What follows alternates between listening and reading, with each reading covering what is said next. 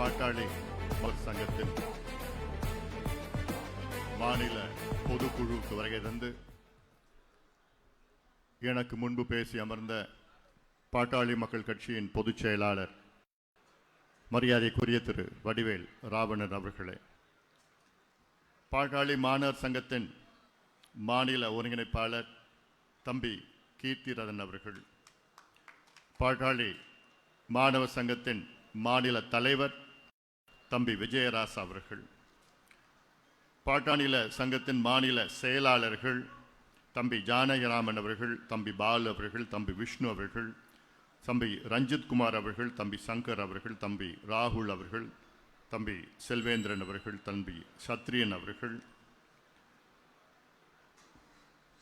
மரியாதைக்குரிய திரு ஜெயராமன் அவர்கள், மாவட்ட செயலாளர் வெங்கடேசன் அவர்கள், பசுமை தாயகத்தின் ஐநா கண்ணன் அவர்கள், மாவட்ட தலைவர் கருப்புசாமி அவர்கள், முன்னாள் மாவட்ட செயலாளர் JM சேகர் அவர்கள், பாட்டாளி மாணவர் சங்கத்தின் மாநில துணை செயலாளர்கள் தம்பி அரவிந்த் அவர்கள், தம்பி AC மணி அவர்கள், தம்பி செல்வ மணிகண்டன் அவர்கள், தம்பி மோகன்ராஸ் அவர்கள், தம்பி கோகுலகண்ணன் அவர்கள், தம்பி அருண்குமார் அவர்கள், தம்பி சங்கீத் ரணியன் அவர்கள், தம்பி ராகுல் அவர்கள் உள்ளிட்ட மேடையில் இருக்கின்ற அனைத்து நிலை மாணவர் சங்கத்தின் நிர்வாகிகளுக்கும், இங்கே எழுச்சியோடு வீரத்தோடு வேகத்தோடு அதே போன்று தமிழ்நாட்டில் ஆட்சி மாற்றம் எங்களால் நடக்கும், எங்களால் மட்டும் நடக்கும் என்று உறுதியோடு வருகை தந்திருக்கின்ற பாட்டாளி மாணவர் சங்கத்தின் மாநில மாவட்ட ஒன்றிய கிளை அத்துணை நிர்வாகிகளுக்கும் ஊடக நண்பர்களுக்கும் என் உயிரினும் மேலான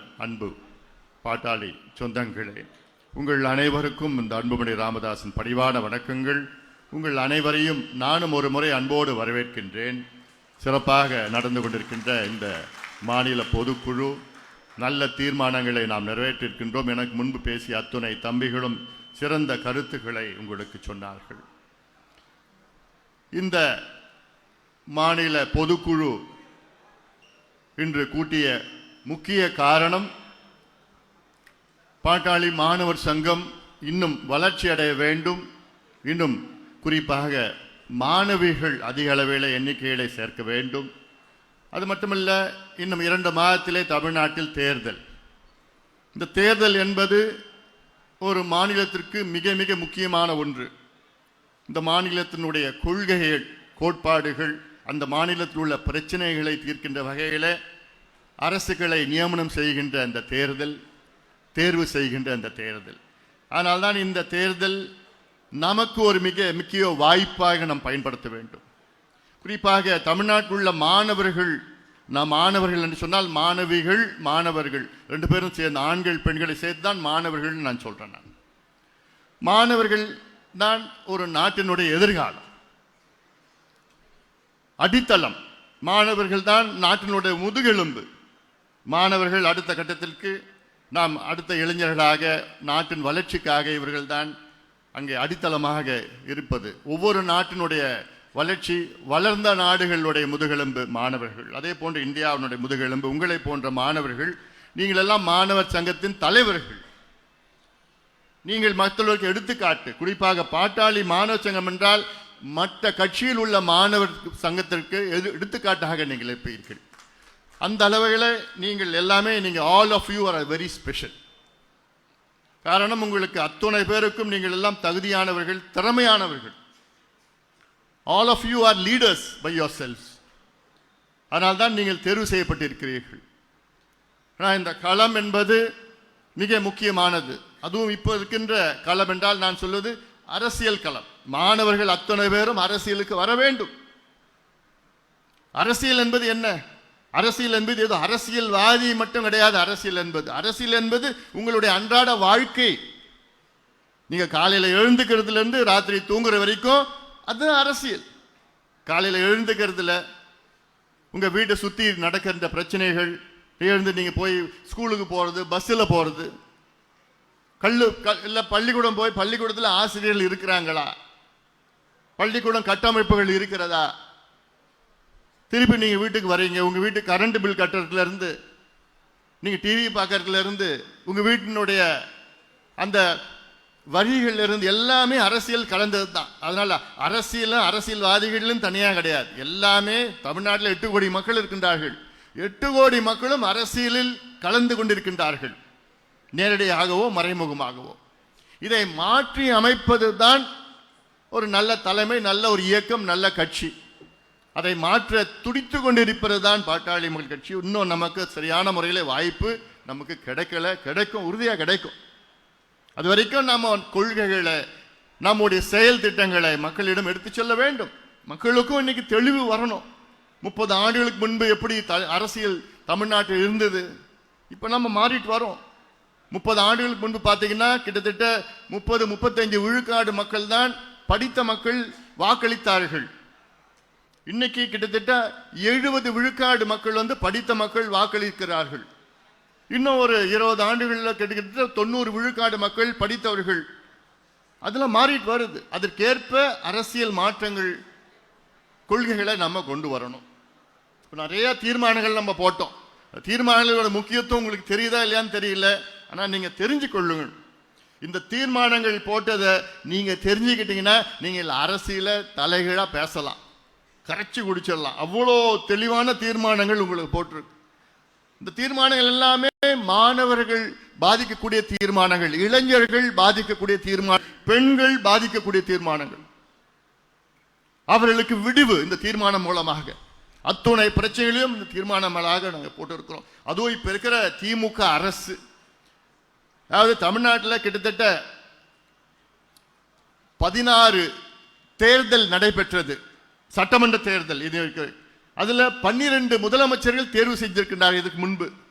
இந்த 12 முதலமைச்சர்கள் மிக மோசமான ஒரு முதலமைச்சர் பேர் எடுத்திருக்கிறார் இப்ப இருக்கிற முதலமைச்சர் ஸ்டாலின் அவர்கள். அதாவது அவருக்கு என்ன நடக்குதுன்னு கூட தெரியல. தமிழ்நாட்டில் எவ்வளோ பெரிய ஒரு பொறுப்பு, ஒரு மாநிலத்தினுடைய முதலமைச்சர், அதுவும் தமிழ்நாடு போன்ற ஒரு மாநிலத்தினுடைய முதலமைச்சர். தமிழ்நாடு இந்தியாவிலே ஒரு முன்னேறிய மாநிலம். அப்படிப்பட்ட அந்த மாநிலத்தினுடைய முதலமைச்சர் எவ்வளோ அதிகாரி, எவ்வளோ பவர் இருக்கு. ஒரு கையெழுத்து போட்டா லட்சக்கணக்கான தலையெழுத்தை தீர்மானிக்கக்கூடிய அந்த கையெழுத்துக்கள், பவர்ஃபுல் போஸ்ட், ஒரு சிஎம் போஸ்ட். ஆனா அந்த போஸ்ட வச்சுக்கிட்டு அந்த குடும்பம், திமுக குடும்பம் மட்டும் சம்பாரிச்சு கொள்ளடிச்சு தமிழ்நாட்டை நாசப்படுத்தி சுரண்டி கொண்டிருக்கின்ற இந்த திமுக ஆட்சியை தூக்கி எறிய வேண்டும், அகற்ற வேண்டும். டீசென்டா நான் சொல்ல மாட்டேன், தூக்கி எறியணும். அவ்வளோ கோபத்தில் இருக்கிறோம். நான் மட்டும் இல்ல, களத்தில் அவ்வளோ பேர் கோபத்தில் இருக்கிறாங்க. தூக்கி எறியணும். தூக்கி எறிஞ்சா இன்னும் திரும்பி வரவே கூடாது. அடுத்து நிறைய காரணங்கள் இருக்கு ஏன் இந்த ஆட்சியை தூக்கி எறியணும். அவர்களுக்கு திறமை கிடையாது, தகுதி கிடையாது, நேர்மை கிடையாது. திறமைனா என்ன, என்ன செய்யணும், மக்களுக்கு என்ன செய்யணும், அடிப்படை கல்விக்கு என்ன செய்யணும். கல்வி பத்தி எவ்வளோ மாற்றங்கள் தமிழ்நாட்டில் செய்யலாம். ஒரு உதாரணம் நான் சொல்றேன். 10 ஆண்டுகளுக்கு முன்பு தமிழ்நாட்டில் அரசு பள்ளிக்கூடங்கள், தமிழ்நாட்டில் இன்னைக்கு பார்த்தா 37,500 அரசு பள்ளிக்கூடங்கள் இருக்கு, கவர்மெண்ட் ஸ்கூல்ஸ். இந்த அரசு பள்ளிக்கூடத்தில் 10 ஆண்டுகளுக்கு முன்பு எத்தனை பிள்ளைங்க தெரியுமா படிச்சாங்க, எத்தனை மாணவர்கள் தெரியுமா படிச்சாங்க? 75 லட்சம் பேர். 10 ஆண்டுகளுக்கு முன்பு தனியார் பள்ளிக்கூடங்கள் கிட்டத்தட்ட அப்போ 10,000 தனியார் பள்ளிக்கூடங்கள், இன்னைக்கு 12,500 தனியார் பள்ளிக்கூடங்கள். அப்போ தனியார் பள்ளிக்கூடம் எத்தனை மாணவர்கள் படிச்சாங்கன்னா 35 லட்சம் பேர் 10 ஆண்டுகளுக்கு முன்பு. ஆனா இன்னைக்கு தலைகீழ மாறி இருக்கு. 10 ஆண்டுகள் இல்ல, இன்னைக்கு 37,500 அரசு பள்ளிக்கூடத்தில் 45 லட்சம் மாணவர்கள் படிச்சிட்டு இருக்கிறாங்க. எப்போ எவ்வளவு இருந்து 75 லட்சம் இருந்தது 10 ஆண்டுகள் இல்ல. இன்னைக்கு 75 லட்சத்திலிருந்து 45 லட்சம் பிள்ளைங்க தான் இன்னைக்கு அரசு பள்ளிக்கூடங்கள படிக்கிறாங்க. 30 லட்சம் பிள்ளைங்க அரசு பள்ளிக்கூடத்திலிருந்து வெளியில வந்துட்டாங்க 10 வருஷத்துல. தனியார் பள்ளிக்கூடம் இன்னைக்கு 12,500 தனியார் பள்ளிக்கூடம். 10 ஆண்டுகளுக்கு முன்பு 35 லட்சம் பிள்ளைங்க, இன்னைக்கு 65 லட்சம் பிள்ளைங்க படிக்கிறாங்க. இது எவ்வளவு பெரிய ஒரு துரோகம், ஒரு மாநிலத்திற்கு செய்கின்ற துரோகம் இது. அரசு பள்ளிக்கூடங்கள், இலவச கல்வி, தரமான கல்வி கொடுக்கணும். இது அரசினுடைய வேலை. அரசியல் சாசனத்தில் இருக்கிறது. ஒரு அரசு தரமான இலவச கல்வி கொடுக்க வேண்டும் என்று. ஆனா இந்த திமுக அரசு அதை பத்தி எந்த ஒரு அக்கறை இல்லாத ஒரு அரசு. அரசு பள்ளிக்கூடம்னா என்ன? கிராமத்தில் விவசாயியின் மகன், கூலி தொழிலாளர் மகன், பாட்டாளி மகன், மகள்கள் எல்லாமே அரசு பள்ளிக்கூடத்தை படிக்க முடியுது சூழல். இன்னைக்கு தனியார் பள்ளிக்கூடத்தை படிக்க முடியுதா? ஒரு வருஷத்துக்கு 2 லட்சம், 5 லட்சம், 10 லட்சம் வாங்கிட்டு இருக்கிறாங்க. கட்டணம் கட்ட முடியுமா? முடியாது. அதனால என்ன, எதில் கவனம் செலுத்தணும்? ஒரு நல்ல அரசு அரசு பள்ளிக்கூடத்தில் கவனம் செலுத்தணும். ஆனா 30 லட்சம் பிள்ளைங்க 10 வருஷத்துல அரசு பள்ளிக்கூடத்துல தனியார் பள்ளிக்கூடத்துக்கு வராங்கன்னா என்னையா செஞ்சிட்டு இருக்கீங்க? என்னையா எதுக்கியா தூங்கிட்டு இருக்கிறீங்க? தூங்குற போன்று ஏன் நடிக்கிறீங்க? இதுல என்ன கொடுமை தெரியுமா? இந்த 30 மாவட்டம், தமிழ்நாட்டில் 38 மாவட்டங்கள் இருக்கிறது, வருவாய் மாவட்டங்கள். அதுல 30 மாவட்டத்தில் 208 அரசு பள்ளிக்கூடத்தை மூடி இருக்கிறாங்க இந்த படுபாவிங்க. எவ்வளவு ஒரு வெட்கக்கேடு அவங்களுக்கெல்லாம். எதுக்கே அவங்களுக்கெல்லாம் நிர்வாகம்? எதுக்கே அவங்களுக்கெல்லாம் முதலமைச்சர்? எதுக்கு உங்களுக்கு கல்வி அமைச்சர் பதவிகள் வச்சிருக்கீங்க?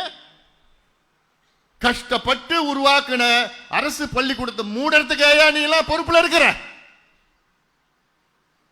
உங்களுக்கு தகுதி திறமை போங்க, ஓடி போங்க. ஒரு அரசு பள்ளிக்கூடத்தை உருவாக்குறது எவ்வளவு கஷ்டம், எவ்வளவு சிரமம். கட்டிட்டு போகலாம், கட்டிடம் கட்டிட்டு போகலாம். ஆனா அந்த பள்ளிக்கூடத்தில் நம்பிக்கையா படிக்கிற மாணவர்கள், நம்பிக்கையா அந்த பெற்றோர்களுக்கு நம்பிக்கை வரணும். உருவாக்குறது எவ்வளவு சிரமம். கர்ம வீரர் காமராசர் அவர்கள் எத்தனை பள்ளிக்கூடத்தை திறந்தார்? 25,000 பள்ளிக்கூடத்தை திறந்தார். ஆனா இந்த துரோகிகள் பள்ளிக்கூடத்தை மூடிட்டு இருக்கிறாங்கன்னா இவங்க எவ்வளவு பெரிய துரோகம் தமிழ் சமுதாயத்திற்கு, தமிழ்நாட்டுக்கு செய்கிறாங்க. இவங்க எல்லாம் காசுக்கு இவங்க என்ன பண்ணுவாங்க, எதை வித்துட்டு போவாங்க இவங்க காசுக்காக. அதெல்லாம் நீங்கள் எல்லாம் எடுத்துட்டு சொல்லுங்க, மக்களிடம் சொல்லுங்க. திமுகவுடைய அவல நிலை, அவல ஆட்சியை பற்றி, கேவலமான மோசமான மோசடி ஆட்சி. ஆனால் மறுபடியும் சொல்றேன், மாணவர்கள் நீங்க நினைச்சீங்கன்னா ஆட்சி மாற்றம் வரும். எவ்வளோ உதாரணம், உலகத்தில் எவ்வளோ உதாரணம் இருக்கு. மாணவர் நினைச்சாலே ஆட்சி மாற்றம் வரும். கடந்த ஆண்டு பங்களாதேஷில் ஆட்சி மாற்றம் யாரால? உங்களை போன்ற மாணவர்களால் வந்தது. அதற்கு முந்தைய ஆண்டுல நேபாளில் ஆட்சி மாற்றம் வந்தது யாரால? உங்களை போன்ற மாணவர்களால. அதுக்கு முந்தைய ஆண்டு இலங்கையில் ஆட்சி மாற்றம் வந்தது யாரால? உங்களை போன்ற மாணவர்களால. அப்போ ஒரு நாட்டினுடைய ஆட்சியே மாற்றக்கூடிய தகுதி திறமை உள்ளவர்கள் மாணவர்கள். தமிழ்நாட்டில் முடியாதா? உறுதியா முடியும், உங்களால முடியும். அது அவசியமா நீங்க செய்யணும். உங்களுடைய எதிர்காலத்தை கருதி. All the students should be selfish. Selfish என்ன? சுயநலமா இருங்க மாணவர்கள். ஏன் சுயநலமா கேட்கிறேன்? உங்களுக்கு நல்லாட்சி வந்தா நீங்க நல்லா இருப்பீங்க. அந்த சுயநலம் ஒவ்வொரு மாணவருக்கும் வரணும். இப்படி தகுதி இல்லாத, திறமை இல்லாத ஊழல் ஆட்சி, சாராய ஆட்சி, கஞ்சா ஆட்சி செய்கின்ற திமுக ஆட்சி போன்ற துரத்தி அடிங்க, விரட்டி அடிங்க. வெற்று ஆட்சி, விளம்பரம் ஆட்சி, விளம்பரம், பொய்ய பொய்ய பொய்ய பொய்ய சொல்லி சொல்லி கோயபல்ஸ் பிரச்சாரம் பண்ணிட்டு இருக்கிறார். என்ன நடக்குதுன்னு தெரியாது, எழுதி கொடுத்து படிச்சுக்கிட்டு இருக்கிறாங்க. இதே தமிழ்நாட்டில் இதே திமுக 1967 எப்படி ஆட்சிக்கு வந்தது? உங்களை போன்ற மாணவர்களால் தான் ஆட்சிக்கு வந்தது. அப்போ மாணவர்கள் என்ன பண்ணாங்க? 64, 65 என்ன பண்ணாங்க தமிழ்நாட்டில்? அப்போ மொழிப்போர், இரண்டாவது மொழிப்போர் மாணவர்கள் நடத்தினாங்க. திமுக நடத்தல, மாணவர்கள் நடத்தினாங்க. திமுக அதுல ஸ்டிக்கர் ஒட்டிட்டான். எப்பயுமே ஒட்டுவானுங்களே ஸ்டிக்கர், வேற யாரோ பண்ணது, இவங்க ஸ்டிக்கர் ஒட்டினது.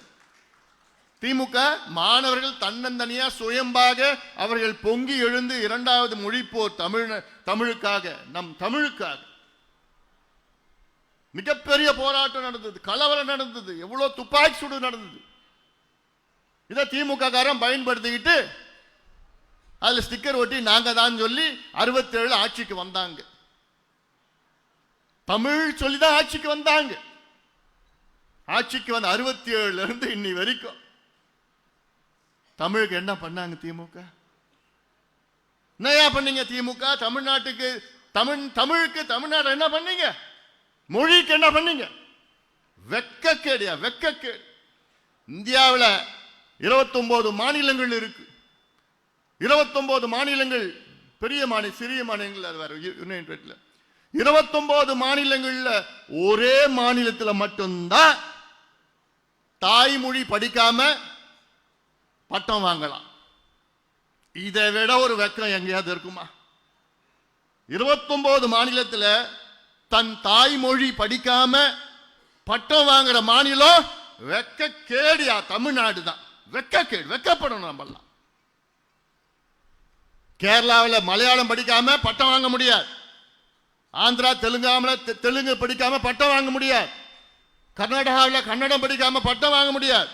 மகாராஷ்டிராவில் மராத்தி படிக்காம பட்டம் வாங்க முடியாது. ஒரிசாவில் ஒரியா படிக்காம பட்டம் வாங்க முடியாது. மேற்கு வங்கத்தில் வங்க மொழி படிக்காம பட்டம் வாங்க முடியாது. மற்ற மாநிலங்களில் ஹிந்தி படிக்காம பட்டம் வாங்க முடியாது. ஏன்னா அவங்க தாய்மொழி. தமிழ்நாட்டில் மட்டும்தான் தமிழ் படிக்காம, ஏன் தமிழ் ஒரு பாடமா படிக்காம கூட பட்டம் என்ன PhD வாங்கலாம். ஆனா தமிழை வச்சுக்கிட்டு தான் ஆட்சிக்கு வந்த திமுக. என்ன பண்ணீங்க தமிழுக்கு? மேடையில் பேசினா போதுமா? கேவலம் தமிழ்நாட்டில் தமிழ் ஒரு கட்டாய பாடமா கூட இல்லை. ஆனா தமிழ் எங்கள் மூச்சு, உயிர் மூச்சு, வாயில வருது அசிங்கமா. மேடைக்கு பேசுறது எவ்வளவு மோசடி. 20 ஆண்டுகள் முன்பு வழக்கு போட்டு சட்டம் வந்தது. அதுக்கு பாட்டாளி மக்கள் கட்சி தான் காரணம். அதுக்கு அப்போ கலைஞர் அவர்களை வலியுறுத்தி அழுத்தம் கொடுத்து சட்டமன்றத்தில் ஒரு சட்டத்தை நிறைவேற்றினாங்க.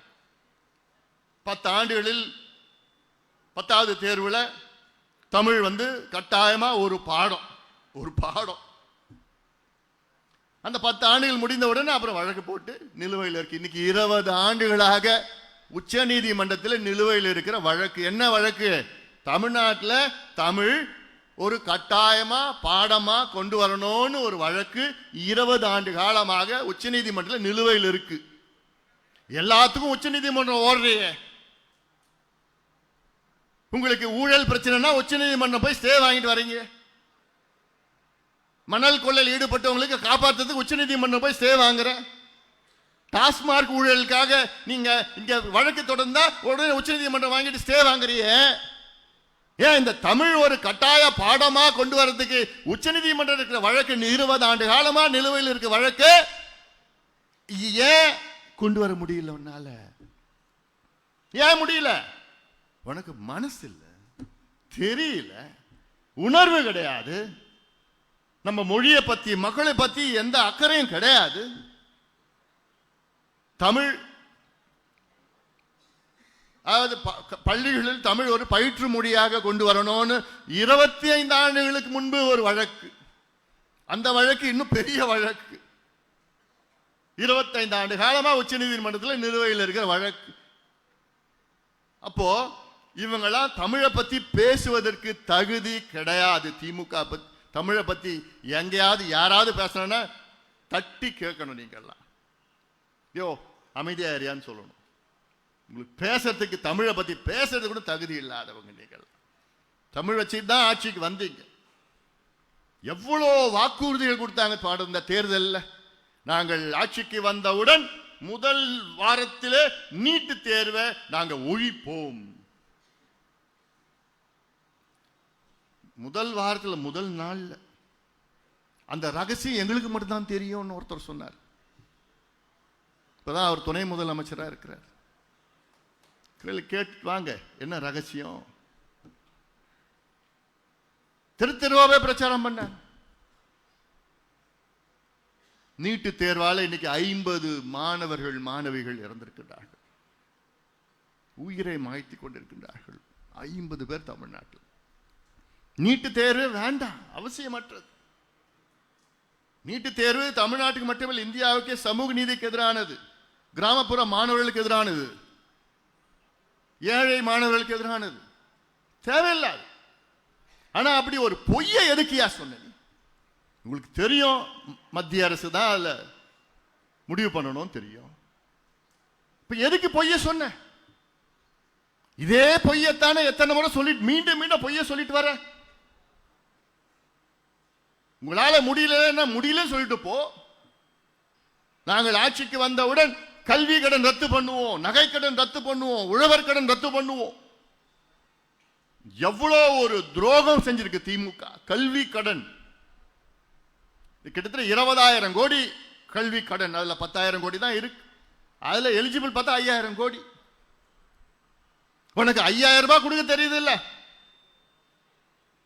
எதுக்கு நீ 5,000 ரூபாய் கொடுத்த? போ எலெக்ஷனுக்காக உங்க காசை கொடுத்த. அதுவும் கடன் வாங்கி, அந்த கடனை யாரு கட்டுறது? நம்ம தான் கட்டணும். ஒவ்வொருத்தவங்க மேல உங்க தலையில 1,20,000 ரூபாய் கடன் வாங்கியிருக்கிறாங்க தமிழ்நாடு அரசு. 1,20,000 ரூபாய் கடன். யாரு கட்ட போறீங்க? நீங்க தான் கட்ட போறீங்க. திமுக கட்ட போறது கிடையாது. எப்படி நீங்க கட்டுவீங்க? உங்க கரண்ட் பில்லு ஏத்துவாங்க, உங்க வீட்டு வரி ஏத்துவாங்க, உங்க குடிநீர் வரி ஏத்துவாங்க, உங்க பால் கட்டணம் ஏத்துவாங்க, உங்க போக்குவரத்து ஏத்துவாங்க, சொத்து வரி ஏத்துவாங்க. இதெல்லாம் தான் நீங்க அந்த கடனை கட்ட போறீங்க. 5,000 ரூபாய் ஏன் போன வருஷம் கொடுக்கல? ஏன் அந்த முந்தின வருஷம் கொடுக்கல? போன வருஷம் ஏன் பொங்கலுக்கு கொடுக்கல? இந்த வருஷம் பொங்கலுக்கு 3,000 ரூபாய், போன வருஷம் பொங்கலுக்கு 3 நாமம்.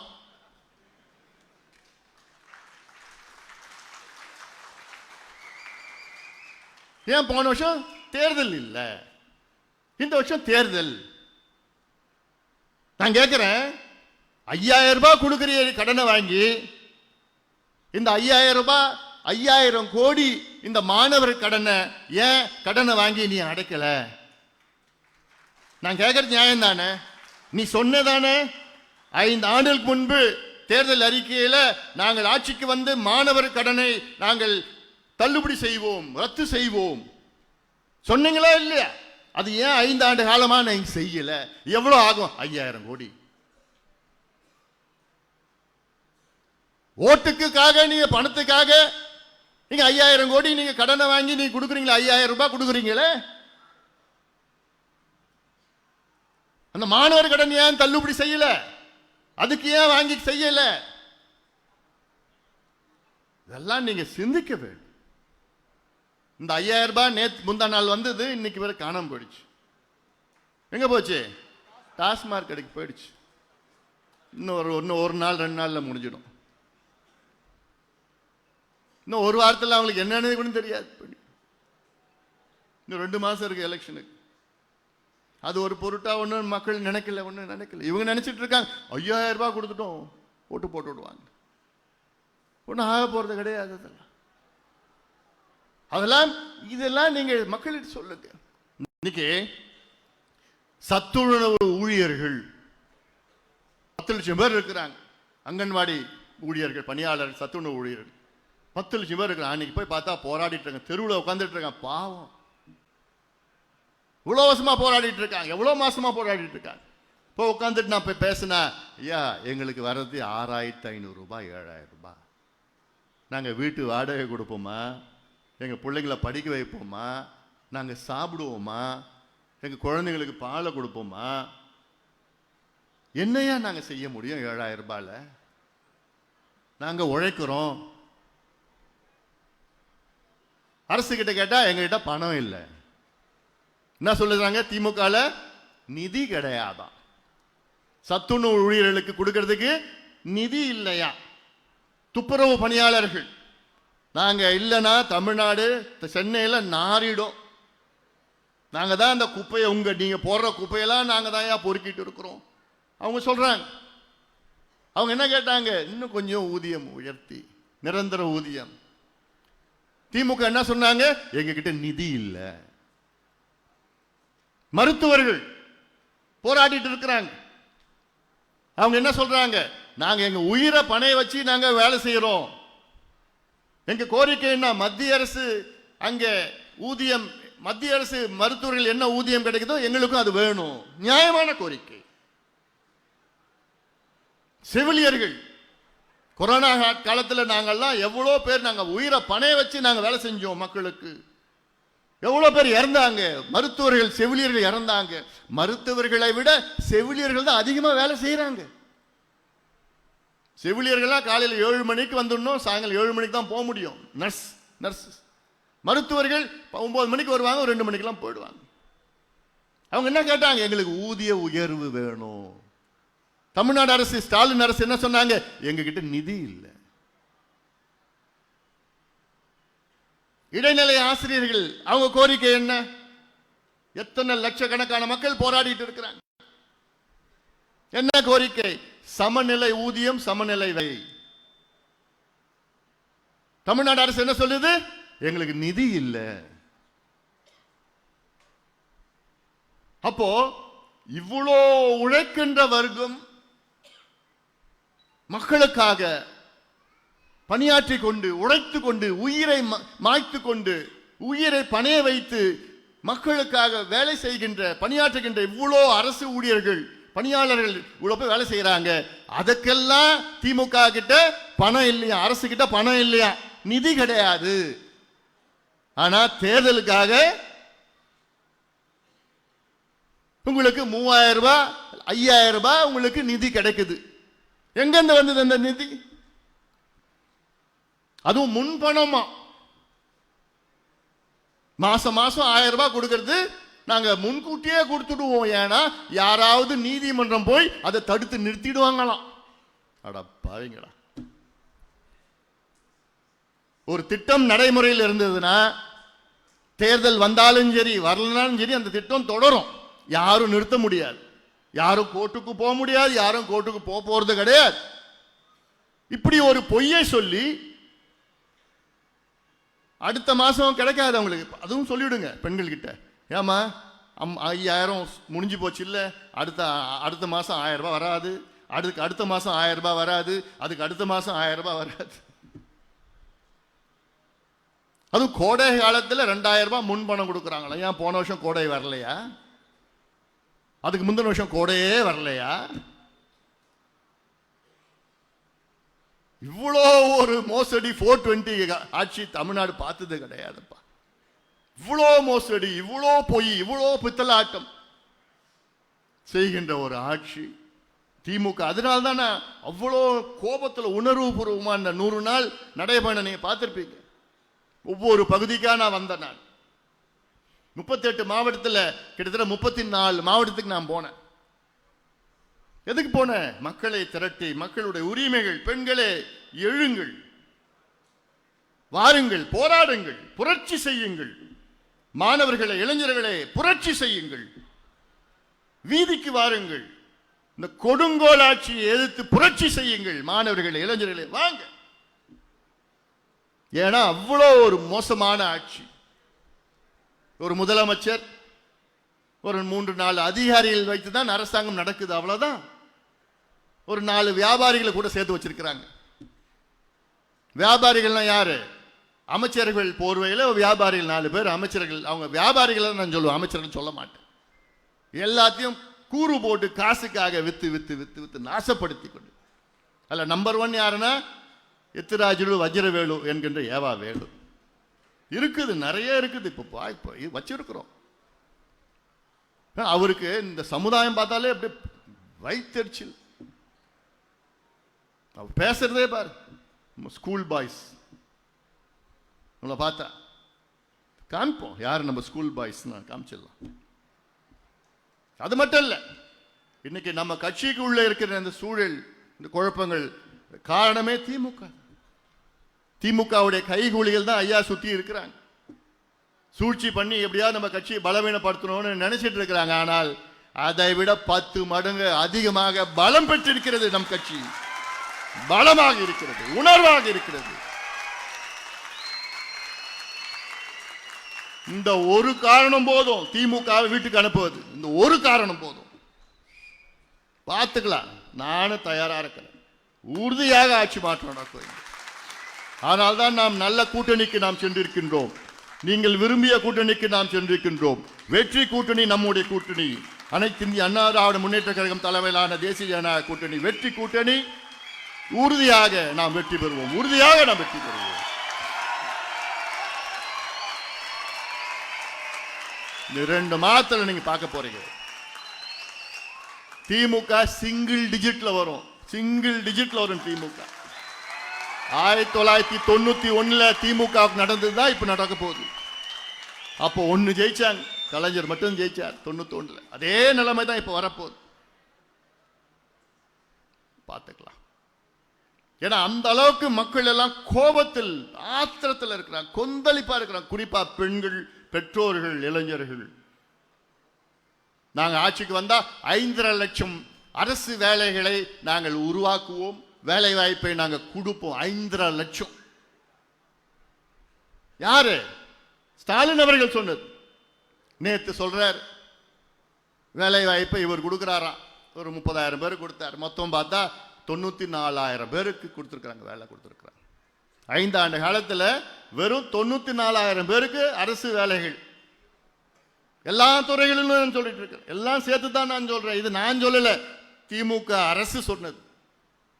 ஆனா சத்தியம் கொடுத்தது 5.5 லட்சம் பேருக்கு அரசு வேலைகள் நான் கொடுப்போம். கொடுத்தது 94,000 பேர். நாங்கள் ஆட்சிக்கு வந்தால் தமிழ்நாட்டில் உள்ள தனியார் தொழிற்சாலைகளில் 75 விழுக்காடு வேலை வாய்ப்பை உள்ளூர் இளைஞர்களுக்கு நாங்கள் வழங்க சட்டம் கொண்டு வருவோம் என்று சொன்ன துரோகி திமுகவே. என்னாச்சு உன் சட்டம்? இது எவ்வளவு பெரிய துரோகம் தமிழ்நாட்டு இளைஞர்களுக்கு நீ செஞ்சது. இந்த 5 ஆண்டு காலத்தில் அந்த சட்டம் கொண்டு வந்தாங்கன்னா லட்சக்கணக்கான உள்ளூர் இளைஞர்களுக்கு வேலை கிடைச்சிருக்கும். லட்சக்கணக்கான இளைஞர்கள். எவ்வளவு பேர் தெரியுமா வேலை இல்லை இன்னைக்கு? 1,30,00,000 படித்த இளைஞர்களுக்கு தமிழ்நாட்டில் வேலை இல்லை. 1,30,00,000 படித்த இளைஞர்களுக்கு வேலை இல்லை. யார் காரணம்? இந்த துரோகி திமுக தான் காரணம். எவ்வளவு பெரிய ஒரு துரோகம், எவ்வளவு பெரிய ஒரு மோசடி செஞ்சிருக்கிறாங்க. ஏதாவது ஒரு சத்தியத்தை நிறைவேற்றி இருக்கிறீங்களா? ஏதாவது ஒரு சத்தியம் நான் கேட்கிறேன். 505 வாக்குறுதிகள் நிறைவேற்றியது வெறும் 66 தான் முழுமையாக நிறைவேற்றியது. அரசு ஊழியர்களுக்கு பழைய ஓய்வூதியம் அதுலயும் ஒரு 420 தான் பண்ணிருக்கிறாங்க. ஜனவரி மாசம் கிட்டத்தட்ட 5000 அரசு ஊழியர்கள் ஓய்வு பெற்றிருக்கிறாங்க. அவங்களுக்கு எதுவுமே கிடைக்கல. ஆயிடுச்சு, பிப்ரவரி ஆயிடுச்சு. அப்போ இவங்க சொல்றது ஒண்ணு, செய்யறது ஒண்ணு. விளம்பரம் விளம்பரம் விளம்பரம். அதாவது இப்போ கடைசி காலம் இன்னொரு 2 வாரம் தான். 2 வாரத்தில் முடிஞ்சு போச்சு திமுக. இப்ப நேத்து பார்த்தா 50 கல் குவாரிகளுக்கு அனுமதியா. கல் குவாரிகள், கிரஷர், கனிம வளம். என்னங்கயா இன்னும் 2 வாரத்தில் முடிய போகுது, இப்ப என்னங்க அனுமதி கொடுக்கிற? மணல் குவாரிக்கு இப்ப அனுமதி கொடுக்கிறாங்க. கடைசியில் ஏதோ கொள்ளடிச்சிட்டு போகணும்னு முடிவு ஆயிடுச்சு. அவனுக்கு தெரிஞ்சு போச்சு திமுக இனி வரப்போறது இல்ல, இருக்கிறப்ப கொள்ளடிச்சிட்டு போயிடணும்னு அந்த முடிவு வந்துட்டாங்க. அது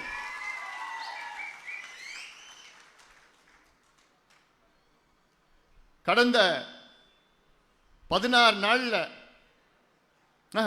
12 நாள்ல கடந்த 12 நாள்ல 16,000 கோடிக்கு ஒப்பந்தம் போட்டிருக்கிறாங்க அரசு வேலைகள். 4,385 வேலைகள், 16,000 கோடி 12 நாள்ல. அவசர அவசரமா எல்லாம் கமிஷன் வரணும், கமிஷன் வரணும். வரும் பின்னாடியே சிபிஐ வரும், கமிஷன் வரும். வச்சுக்கிறோம், நல்லா இருக்குது, பார்த்துக்க போறோம். எவ்வளோ மோசடி பண்ணி, எவ்வளோ மோசடி, ஒன்னும் எடுத்து காமிக்கிறோம், ஒன்னும் சொல்றோம், கண்டுக்கிறது. நாங்கள் ஆட்சிக்கு வந்தால் மது விலக்கு கொண்டு வருவோம். இப்ப என்ன சொல்றாங்க, நாங்க சொல்லவே இல்லை. அது வேற வாய், சொன்ன வாய் வேற வாய். பேருக்குன்னு இந்த 5 ஆண்டு காலத்தில் பேருக்குன்னு ஒரு 500 டாஸ்மாக் கடையை மூட்டினாங்க. ஆனா அதுக்கு பதிலாக என்ன திறந்தாங்க தெரியுமா? மணமகிழ் மன்றங்கள். மணமகிழ் மன்றங்கள்னா என்ன? கிளப்பு. அங்க குடிக்கிறது மட்டும் இல்லை, சீட்டாடலாம், சூதாட்டம் பண்ணலாம், குடிக்கலாம், என்ன வேணா கும்மால் அடிக்கலாம். இத 1000 மணமகிழ் மன்றங்கள் திறந்திருக்கிறாங்க. 1000. அதுல கிட்டத்தட்ட 1500 கோடி அவங்களுக்கு லஞ்சம் வாங்கி திறந்திருக்கிறாங்க. எவ்வளவு இந்த தமிழ் சமுதாயத்தை சீரழித்துக் கொண்டிருக்கின்ற திமுக எவ்வளவு சீக்கிரம் வீட்டுக்கு அனுப்புறாங்களோ அவ்வளவு நல்லது தமிழ்நாட்டுக்கு. இவங்களுக்கு எந்த டீசென்சி கிடையாது, தமிழ் மக்களை பற்றி எந்த அக்கறையுமே கிடையாது. அதனால்தான் சொல்லிட்டு இருக்கிறேன், ஆபத்து. திமுக தமிழ்நாட்டுக்கு ஆபத்து. அண்ணா அவர்கள் திமுக தொடங்கிய காரணம் வேறு. அண்ணா அவர்கள் போன்ற ஒரு நேர்மையான முதலமைச்சர் தமிழ்நாடு பார்த்தது கிடையாது. காமராசர் அவர்கள், அண்ணா அவர்களும் மிக சிறந்த நிர்வாகிகள். ஆனால் அதுக்கு பிறகுதான் வந்தது பார் அழிவு, தமிழ்நாட்டுக்கு அழிவு. திமுகவில் அவங்க ஓஹோன்னு இருக்கிறான், கொள்ள அடிச்சுக்கிட்டு எல்லாம் ஓஹோன்னு இருக்கிறாங்க. ஆனா மக்கள் இன்னைக்கு ஆண்டியாக, குடிகாரனாக, கஞ்சாவின் அடிமையாக, போதை பொருட்கள் எங்க அதிகமா இன்னைக்கு போதை பொருட்கள் விற்கிறாங்க. ஒன்னு புரிஞ்சுக்கணும். நீங்க சில பேர் நினைச்சுக்கிறாங்க போதை பொருட்கள்லாம் கஞ்சா கஞ்சா கஞ்சான்னு சொல்லிட்டு இருக்கிறாங்க. கஞ்சாவை விட கொடுமையான கொடூரமான போதை பொருட்கள் தமிழ்நாட்டில் எல்லா கிராமங்களிலும் வித்துட்டு இருக்கிறாங்க. இன்னைக்கு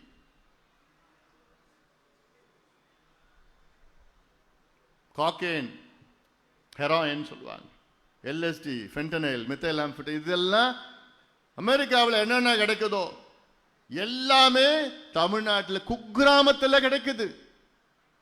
இப்பெல்லாம் கிராமத்தில் போனா அந்த பையனை பார்த்தாலே தெரியுது. மதுவும் ஒரு பக்கம் குடிக்கிறான், அது குடிக்கிறதுக்கு பணம் இல்லை, இதுல போய் போடுறான்.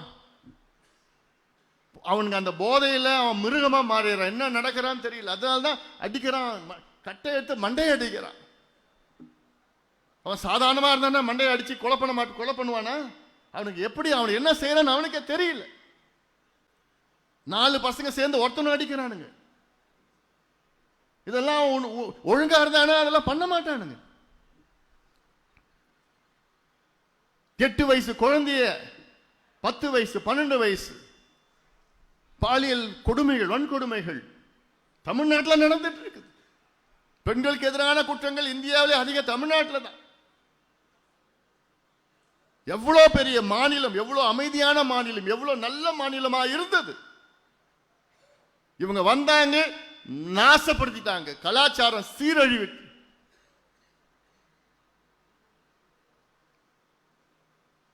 காவல்துறை தெரியாம யாராவது கஞ்சா விற்க முடியுமா? போதை பொருள் விற்க முடியுமா? சரி, நான் கேட்கிறேன், ஒருத்தவன் போய் கஞ்சா வாங்குறான், ஒருத்தவன் இல்லை நிறைய பேர் வாங்குறாங்கன்னா அப்ப போலீஸுக்கு தெரியாதா அவன் விற்கிறவன? வாங்குறவனுக்கு தெரியுது, ஆனா அவ்வளோ இன்டெலிஜென்ஸ் வச்சுக்கிட்ட போலீஸுக்கு தெரியாதா அவன் விற்கிறான்? தெரியாதா? சாதாரணமா தெரிய போகுது. அப்ப ஏன் அது தவிர்க்க முடியல, தடுக்க முடியல? ஏன்னா விற்கிறதே திமுக தான்.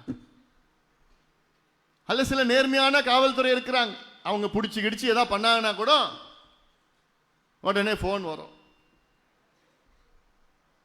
நான் பகுதி பேசுறேன், தொகுதி பேசுறேன், ஒன்றியம் பேசுறேன், மாவட்டம் பேசுறேன், ஏன் ஆளையா விட்டுடியா, சாயங்காலம் வந்து ஒன்று பார்க்குறேன். எல்லாம் நடக்குது. ஆனால் தான் கேட்குறேன் நான், எனக்கு இந்த பிள்ளைங்கள்லாம் பார்த்தா எனக்கெல்லாம் அப்படியே வயிறு எரியுது. எவ்வளோ ஒரு ஒரு மோசமான ஒரு மருத்துவனா நான் சொல்றேன், ஒரு டாக்டரா நான் சொல்றேன். ஏன்னா இதெல்லாம் பார்த்தா எவ்வளோ ஒரு மோசமான இந்த தலைமுறையை அழித்து கொண்டிருக்கின்ற திமுகவை அகற்ற வேண்டும். தலைமுறை, இந்த ஜெனரேஷன் ஏதோ சும்மா ஒருத்தன் 2 பேர், ஒரு 1000 2000 பேர் இல்ல, லட்சக்கணக்கான மக்கள், லட்சக்கணக்கான இளைஞர்களை அழித்து கொண்டிருக்கின்ற திமுகவை அப்புறப்படுத்தணும், துரத்தி அடியுங்கள். இது அவசியமானது. இந்த மர துரத்தி நீங்க அடிக்கலன்னா இந்த தலைமுறை போயிடுச்சு, அடுத்த தலைமுறையும் போயிடும். அதுதான் என்னுடைய ஆதங்கம், எனக்கு வழி, அதான் வழி எனக்கு. ஒவ்வொரு ஊரா நான் போய் பார்த்துட்டு தான் வரேன். இப்படி ஒரு அரசாங்கம் என்ன செய்யணும்னு தெரியல. விளம்பரம் நாங்க 50 லட்சம் பேருக்கு நாங்க தனியார்ல வேலை வாய்ப்பு கொடுப்போம்னு சொன்னோம். எத்தனை பேர் வேலை கொடுத்தாங்க? அதுல ஒரு பொய். அந்த புத்தகம்லாம், நான் போட்ட புத்தகம்லாம் படிச்சிருக்கீங்களா? திமுகவின் பொய் முதலீடு. இன்னைக்கு சொல்றாரு முதலமைச்சர் 12,16,000 கோடி முதலீடு வந்துடுச்சு தமிழ்நாட்டில், தனியார் முதலீடு வந்துடுச்சுன்னு. அதை எடுத்து பார்த்தா இவங்க அமைச்சரவையில், திமுக அமைச்சரவையில் 5 ஆண்டு காலம் தொழிற்சாலைகளுக்கு ஒப்புதல் அளித்ததே 1,90,000 கோடி. ஒப்புதல் அளித்ததே 1,90,000 கோடிக்கு தான் ஒப்புதல் அளிச்சிருக்கிறாங்க. அதுல முதலீடு வந்தது 1 லட்சம் கோடிக்கு தான். ஆனா சொல்றது 12,4 லட்சம் கோடிக்கு முதலீடு வந்துடுச்சு, 34 லட்சம் பேருக்கு வேலை கிடைச்சிடுச்சு அப்படின்னு ஒரு பொய்யை மீண்டும் மீண்டும் சொல்லுகின்ற ஒரு முதலமைச்சர் எங்கேயாவது பார்த்திருக்கீங்களா? தமிழ்நாட்டில் வந்து பாருங்க. அவர் பேர் தான் மு.க. ஸ்டாலின்.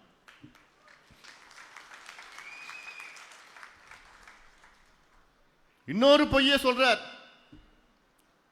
இது சாதாரண பொய் கிடையாது, இது துரோகத்தில், அதாவது மிகப்பெரிய ஒரு துரோகமா நான் பார்க்கிறேன். ஸ்டாலின் அவர்கள் தமிழ்நாட்டு மக்களுக்கு செய்த மிகப்பெரிய துரோகம், தமிழ்நாட்டில் சாதிவாரி கணக்கெடுப்பு நடத்துவதற்கு தமிழக அரசுக்கு அதிகாரம் இல்லை என்ற சொன்ன ஒரு மிகப்பெரிய ஒரு பொய். இது ஸ்டாலின் அவர்களை மக்கள் மன்னிக்க மாட்டாங்க.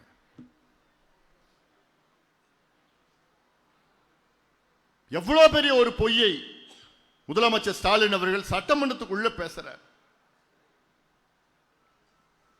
அப்போ கர்நாடகா என்ன ஜப்பான்ல இருக்குது? தெலுங்கானா எந்த நாட்டில் இருக்கு? பீகார் எந்த நாட்டில் இருக்கு? ஒரிசா எல்லாம் இந்தியாவில் தான் இருக்கு. தமிழ்நாட்டுக்கு பொருந்த சட்டம் அந்த மாநிலத்துக்கும் பொருந்தது, அந்த மாநிலம் பொருந்த சட்டம் தமிழ்நாட்டுக்கும் பொருந்தும். இந்தியன் ஸ்டாட்டிஸ்டிக்கல் ஆக்ட் 2008 படிதான் கர்நாடகா, ஆந்திரா, தெலுங்கானா, ஒரிசா, ஜார்க்கண்ட், பீகார் சாதிவாரி கணக்கெடுப்பு நடத்திட்டாங்க. நடத்தி இடஒதுக்கீடு அதிகப்படுத்திருக்கிறாங்க, சமூக திட்டங்கள், நலத்திட்டங்களை வழங்கி இருக்கிறாங்க, கடனை கொடுத்திருக்கிறாங்க, வீடை கட்டி கொடுத்திருக்கிறாங்க, வேலை வாய்ப்பை உருவாக்கி இருக்கிறாங்க. ஆனா ஸ்டாலின் அவர்களுக்கு மட்டும்தான் அந்த சட்டம் பொருந்தாது. சொல்றார், மாநில அரசுக்கு உரிமையே கிடையாது, மத்திய அரசு தான் எடுக்கணும். நான் திருப்பி சொல்றோம், நாங்க சென்சஸ் கேட்கல, சர்வே கேட்கிறோம்னு தெளிவா சொல்லிட்டு இருக்கிறோம். ஆனாலும் திருப்பி எங்களுக்கு அதிகாரம் இல்லை, மத்திய அரசு தான் எடுக்கணும். கர்நாடகா உயர்நீதிமன்றமே தெளிவுபடுத்திடுச்சு. 4 மாதத்திற்கு முன்பு கர்நாடகா உயர்நீதிமன்றம், ஹைகோர்ட் ஆஃப் கர்நாடகா என்னன்னு, மத்திய அரசு மட்டுமில்ல மாநில அரசும் சாதிவாரி கணக்கெடுப்பு நடத்தலாம் என்று கர்நாடகா உயர்நீதிமன்றமே தீர்ப்பே வழங்கி இருக்கிறது. இந்தியாவில் மத்திய அரசு மட்டுமில்ல மாநில அரசுகளும் கணக்கெடுப்பு நடத்தலாம் தீர்ப்பு. இதுக்கு மேல என்னையா வேணும்? ஆனாலும் எங்களுக்கு மத்திய அரசு தான் எடுக்கணும், அதிகாரம் இல்லை. இதனால தமிழ்நாட்டில் உள்ள சமூக நீதி, தமிழ்நாட்டில் திமுக அரசு வந்த பிறகு சமூக நீதியை 15-20 அடி ஆழத்துக்கு குழி தோண்டி போச்சுட்டாங்க சமூக நீதி. இன்னைக்கு யாராவது திமுக காரன் சமூக நீதி பத்தி பேசினா என்ன வேணா கேட்டுக்க, என்ன வேணா கேட்கலாம், கெட்ட வார்த்தை பேசாத. ஏன்னா சமூக நீதியினுடைய துரோகி திமுக, சமூக நீதியினுடைய விரோதி மட்டுமில்லை, சமூக நீதியோட துரோகி. இது போன்ற எந்த அரசும் தமிழ்நாட்டில் துரோகம் செஞ்சது கிடையாது. இதெல்லாம் மக்களிடம் எடுத்து செல்லுங்கள். என் தம்பிங்க எல்லாம் மக்கள்கிட்ட எடுத்து இதன் செய்தி அதுதான் உங்ககிட்ட நம்ம சொல்லிட்டு இருக்கிறோம், தொடர்ந்து சொல்லிட்டு வரோம். ஒவ்வொரு செய்தியும்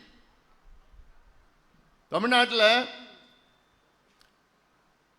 தொடக்கப்பள்ளிகளில் கிட்டத்தட்ட 3800 தொடக்கப்பள்ளி, 4000 பள்ளிகளில் ஒரே ஒரு ஆசிரியர் தான் இருக்கிறாங்க. தொடக்கப்பள்ளி 1வதுலேருந்து 5வது வரைக்கும். இந்த 1வதுலேருந்து 5வது வரைக்கும் 4000 பள்ளிகளில் ஒரு ஆசிரியர். அப்போ என்ன கல்வி கொடுக்க முடியும்? ஒரு ஆசிரியர் 1வதுக்கு அதே ஆசிரியர் 1வது 2வது 3வது 4வது 5வது ஒரே ஆசிரியர் தான். நம்ம என்னையா வெள்ளக்கார காலத்தில் இருக்கிறோம், ஏஐ காலத்தில் இருக்கிறோம், ஆர்டிபிஷியல் இன்டெலிஜென்ஸ் காலத்தில் இருக்கிறோம். ஆனால் இன்னைக்கு 4000 தொடக்கப்பள்ளியில் ஒரு ஆசிரியர், 1,00,000 வகுப்பறைகளில் ஆசிரியர் கிடையாது, 1,00,000 வகுப்பறைகளில் ஆசிரியரே கிடையாது. தான் தமிழ்நாட்டுடைய கல்வி நிலை. கடந்த 5 ஆண்டு காலத்தில் இணை பேராசிரியர்கள் மொத்தம் போஸ்ட் 10,500, அதில் 9,000 வேக்கண்ட். எவ்வளவு நியமனம்? ஒன்று கூட கிடையாது. எல்லாமே போராடிட்டு இருக்கிறாங்க, எங்களுக்கு வேலை கொடுங்க. டெட்டுன்னு சொன்னாங்க, கிட்டத்தட்ட 4,00,000 பேர் அதில் பாதிக்கப்பட்டிருக்கிறாங்க. டெட்டில் அது நடத்துங்கன்னு சொன்னா அதெல்லாம் இப்ப நடத்த மாட்டோம். தினம் போராடிட்டு இருக்கிறாங்க. இடைநிலை ஆசிரியர்கள் போராடி இருக்கிறாங்க, இணை பேராசிரியர்கள், துணை பேராசிரியர்கள்,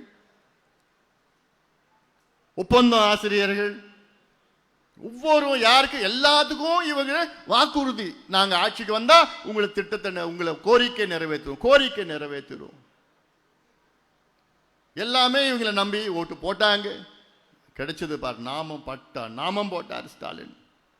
அதனால இன்னும் 2 மாதம் தான் தேர்தல், இன்னும் 2 வாரம் தான் திமுக. 2 வாரத்துக்கு அப்புறம் திமுக முடிஞ்சு போச்சு.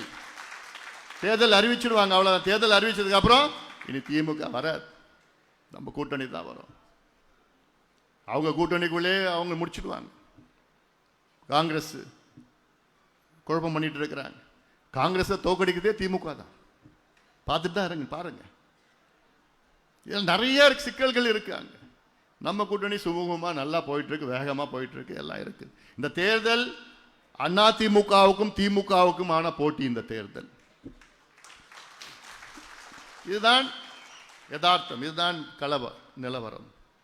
அதனால மற்ற எதிலெல்லாம் நீங்க மைண்டெல்லாம் இது பண்ணாதீங்க, டைவர்ட் ஆக வேண்டாம். களத்தில் போங்க, ஒரு மாற்றத்தை கொண்டு வரணும். நீங்க ஒவ்வொருவரும் நீங்க களத்தில், நீங்க எல்லாமே, நீங்கள் எல்லோரும் உங்களுக்குள்ள நீங்க எல்லாமே தலைவர்கள். என்ன பொறுத்தவரை நீங்க எல்லாமே தலைவர்கள். You are all born leaders. திறமையான தலைவர்கள் நீங்கள் எல்லோரும். நீங்க உங்க சுத்தி ஒரு விழிப்புணர்வு ஏற்படுத்துங்க, ஒரு போராட்டம், ஒரு மாற்றத்தை கொண்டு வாருங்கள். இது அவசியமானது, தமிழ் சமூகத்திற்கு அவசியமானது. இந்த மாற்றம் தமிழ்நாட்டுக்கு ஒரு அவசியமான மாற்றம். இது இந்த தலைமுறைக்கு அவசியமான மாற்றம் இது. ஏன்னா இவங்க மறுபடியும், அதாவது வாய்ப்பே கிடையாது, மறுபடியும் ஆட்சிக்கு வரமாட்டாங்க. ஆனா அந்த மாதிரி ஒரு சூழல் வந்துடுச்சுன்னா முடிஞ்சு போச்சு. அந்த பயம்தான் எனக்கு. தமிழ் சமுதாயத்தை ஒழிச்சிட்டாங்க, தலைமுறை ஒழிச்சிட்டாங்க, பெண்களை அழிச்சிட்டாங்க, குழந்தைகள், பெற்றோர்கள் எல்லாம் முடிச்சிட்டாங்க. விவசாயம்னா என்னன்னு கூட தெரியல. ஸ்டாலின் அவர்களுக்கு விவசாயம்னா என்ன, நீர் மேலாண்மைனா என்ன, பிரச்சனைகள் எதுவுமே கிடையாது. நேற்று ஒரு கொள்கை வெளியிட்டு இருக்கிறார் ஸ்டாலின் அவர்கள். தமிழ்நாட்டில் 2026 பசுமை ஆக்கல், தமிழ்நாடு பசுமை ஆக்கலாம்.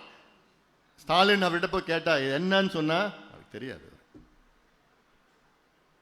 நான் ஒரு இழிவால நான் பேசல, நான் உண்மையை நான் பேசுறேன். ஏதோ கொடுக்குறாங்க, படிக்கிறாங்க, அவ்வளவுதான். அதுல என்னன்னா, அது நகர்ப்புறத்தில் மரங்கள்லாம் நட்டானா அந்த மரங்கள் நடுறதுக்கு டெண்டர் போடணும். இப்போ இந்த 2 வாரத்துக்குள்ள அடிச்சு பிடிச்சுன்னு பண்ணணும். சாகிற நேரத்தில் தான் சங்கரான்னு சொன்னானா. இன்னும் 2 வாரத்தில் முடிய போதியா, அமைதியா போக, அவ்வளவுதான். இப்போதான் டெண்டர் போடுறானுங்க, இப்போதான் குவாரிக்கு அனுமதி கொடுக்குறான், இப்போதான் மணல் குவாரி அனுமதி கொடுக்குறான், இப்போதான் அந்த மேம்பாலம் கட்டுறானுங்க. 2000 கோடி கடனை வாங்கி, அதாவது இந்த நிதியாண்டில் இல்ல, அடுத்த நிதியாண்டில இருந்து 2000 கோடி இந்த நிதியாண்டுக்கு கொண்டு வந்து அதுல டெண்டர் வர்றானுங்க. எல்லாம் பார்த்துட்டு தான் இருக்கும். எப்படியாவது கொள்ளடிக்கணும், கொள்ளடிச்சுக்கிட்டு அதில் எலெக்ஷன் நேரத்தில் காசு, நீ எவ்வளோ காசு கொடுத்தாலும் எடுபட போறது இல்லை. அது மக்கள் தெளிவாக இருக்கிறாங்க. உங்களை துரத்தி அடிக்கணும்னு மக்கள் தெளிவாக ஆயிட்டாங்க. குறிப்பா பெண்கள், மாணவர்கள், விவசாயிகள், மீனவர்கள், நெசவாளர்கள் இருந்து அத்தனை உழைக்கின்ற வர்க்கமோ இன்னைக்கு தெளிவா இருக்கிறாங்க. அதனால தான் சொல்றேன், மாணவ செல்வங்கள் நம் நாட்டினுடைய எதிர்காலம். அவர்களுடைய உரிமைகளுக்காக நம்ம என்ன தியாகம்னா செய்யலாம். நம்ம இங்க மேடையில் இருக்கின்றவர்களும் சரி, நீங்களும் சரி, மாணவ செல்வங்கள் நம்முடைய செல்வங்கள். அவர்கள் நல்ல கல்வி வரணும், நல்ல அடுத்த கட்டத்துக்கு கல்வி முடிச்ச உடனே, பள்ளி கல்வி முடிச்ச உடனே கல்லூரி கல்வி, நல்ல தரமான கல்வி வரணும். அந்த கல்லூரி கல்வி முடிச்ச உடனே நல்ல வேலை வாய்ப்பு உருவாக்கணும், நல்ல சூழல் உருவாக்கணும், சுயமரியாதையுடன் வாழ வேண்டும். இதுதான் பாட்டாளி மக்கள் கட்சியுடைய இலக்கு, நம்முடைய இலக்கு. இந்த இலக்கை அடைவதற்காகத்தான் தமிழ்நாட்டில் நம்முடைய பாட்டாளி மாணவர் சங்கம் அமைப்பை தொடங்கி, இந்த மாணவர் சங்கம் மிகப்பெரிய ஒரு புரட்சியை ஏற்படுத்த வேண்டும் என்று அந்த கோரிக்கை உங்களிடம் நான் வைத்திருக்கின்றேன். அந்த வகையில் இந்த பாட்டாளி மாணவர் சங்கத்தின் மாநில பொதுக்குழு மிக சிறப்பாக நடைபெற்று கொண்டிருக்கிறது. இங்கே இருக்கின்ற அத்துணை செய்திகளும் நீங்கள் எல்லாம் உள்வாங்கியிருப்பீர்கள். தீர்மானங்கள் எல்லாம் மீண்டும் நீங்க படிச்சு இதெல்லாம் நீங்க பரப்புரை செய்ய வேண்டும். தேர்தல் நேரம் இது. தேர்தல் நேரத்தில் நமக்கு கிடைச்ச தொகுதிகள் மட்டும் இல்லை, நம் கூட்டணி கட்சியில் கிடைத்த தொகுதிகளிலும் நீங்கள் மிக சிறப்பாக நீங்கள் அங்கங்கே பணியாற்றி உங்களுடைய பங்களிப்பு எதுவும் நீங்க எதிர்பார்க்க வேண்டாம். என்ன கூப்பிடல, எனக்கு செய்தி சொல்லல, இதெல்லாம் எதுவும் சொல்லக்கூடாது. உங்க கூப்பிடல, கூட்டணி கூப்பிடல, செய்தி சொல்றாங்க சொல்லல, உங்கள் எல்லாத்துக்கும் கடமை இருக்கு. உங்க எல்லாத்துக்கும் தனிப்பட்ட முறையில் உங்களுக்கு எல்லாருக்கும் கடமை இருக்கிறது. எப்பா எதை பத்தி எனக்கு கவலை இல்லப்பா, கூப்பிடல. நான் களத்தில் போவேன், மாற்றத்தை கொண்டு வருவேன், இளைஞர்களை சக்தியை நான் திசை திருப்புவேன், நம்ம கூட்டணிக்கு வாக்களிப்பு வைப்பேன் என்று நீங்கள் அத்துணை பேரும் நீங்கள் உணர்வு பூர்வமாக களத்திலே வேகமாக, வீரமாக, நம்பிக்கையோடு, தைரியத்தோடு நீங்கள் இறங்கி வருகின்ற தேர்தலில் நாம் கூட்டணி மிகப்பெரிய வெற்றியை பெற்று தமிழ்நாட்டில் ஆட்சி மாற்றம் உங்களால் தான் நடக்கும், உங்களால் தான் முடியும். அந்த ஆட்சி மாற்றம் வருவதற்கு மாணவர் செல்வங்கள் உங்களால் தான் முடியும் என்று சொல்லி சிறப்பாக நடத்துகின்ற இந்த பொதுக்குழு நடத்திய அத்துணை நிர்வாகிகளுக்கும் என்னுடைய வாழ்த்துக்கள், பாராட்டுகள் தெரிவித்து நன்றியோடு அமர்கின்றேன். வணக்கம்.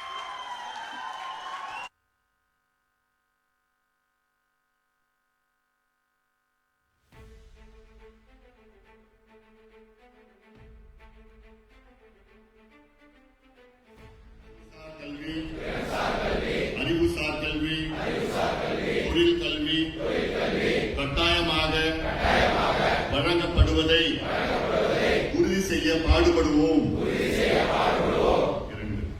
சமூக நீதி எங்கள் உயிர் மூச்சு கொள்கை என வீர முழக்கம் செய்வோம். கல்வி வணிகமயமாவதை தடுத்து நிறுத்துவோம். நீட் உள்ளிட்ட நுழைவுத் தேர்வுகளை அகற்றுவதற்கு பாடுபடுவோம். தொழில் வளம் பெருக்க குரல் கொடுப்போம்.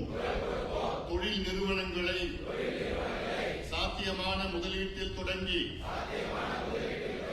வேலை வாய்ப்பை உருவாக்குவோம். தனியார் தொழில் நிறுவனங்களில் தமிழ்நாடு இளைஞர்களுக்கு 80 விழுக்காடு வேலை வாய்ப்பு வழங்கப்படுவதை உறுதி செய்வோம். மது, கஞ்சா போன்ற போதைப் பொருட்கள் ஒழிப்பே மக்கள் பணி. மது மற்றும் கஞ்சாவின் தீமைகள் குறித்து விழிப்புணர்வு ஏற்படுத்தி ஒரு சொட்டு மது மற்றும் கஞ்சா இல்லாத தமிழகம் அமைப்போம். சிகரெட், குட்கா, போதை புகையிலை ஆகியவற்றின் தீமைகள் குறித்து மக்களிடம் விளக்கி புகையிலை வெறுப்பு கலாச்சாரத்தை உருவாக்குவோம். தமிழரின் மொழி, பண்பாடு, கலை, நாகரிகம் ஆகியவற்றை காப்போம். வன்முறை, பயங்கரவாதம் உள்ளிட்ட சமூக தீமைகளுக்கு எதிராக பரப்புரை செய்து விழிப்புணர்வை ஏற்படுத்துவோம். 108 அவசர ஊர்தி புரட்சி போன்று அனைவருக்கும் தரமான கட்டணமில்லா மருத்துவம் அரசு மருத்துவமனைகளில் கிடைப்பதை உறுதி செய்வோம். உணவு படைக்கும் உழவர்கள் தான் நமது கடவுள் என்பதை மனதில் நிறுத்தி வேளாண்மையை லாபமான தொழிலாக மாற்ற பாடுபடுவோம். நீர் மேலாண்மை குறித்து விழிப்புணர்வு ஏற்படுத்துவோம். நீர் ஆதாரங்களை பாதுகாப்போம். ஏரி குளங்களை தூர்வாரி வளம் சேர்ப்போம்.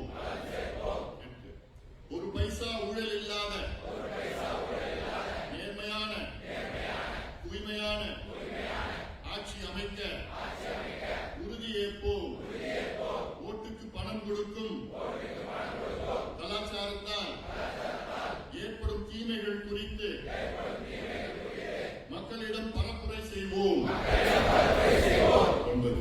பெண்களை பாதுகாப்போம். பெண்களை பாதுகாப்போம். பெண்மையை போற்றுவோம். வரதட்சணை கொடுமையை ஒழிப்போம். பெண்களுக்கு எதிரான குற்றங்களை ஒழிக்கவும் பெண்கள் அச்சமின்றி நடமாடவும் ஏற்ற சூழலை உருவாக்குவோம். சுற்றுச்சூழலை பாதுகாப்போம். நிலம், நீர், காற்று மாசுபடாமல் காத்து அடுத்த தலைமுறைக்கு இந்த பூமியை அப்படியே பசுமையாக விட்டு செல்ல இளைஞர் சக்தியை, மாணவர் சக்தியை பயன்படுத்துவோம்.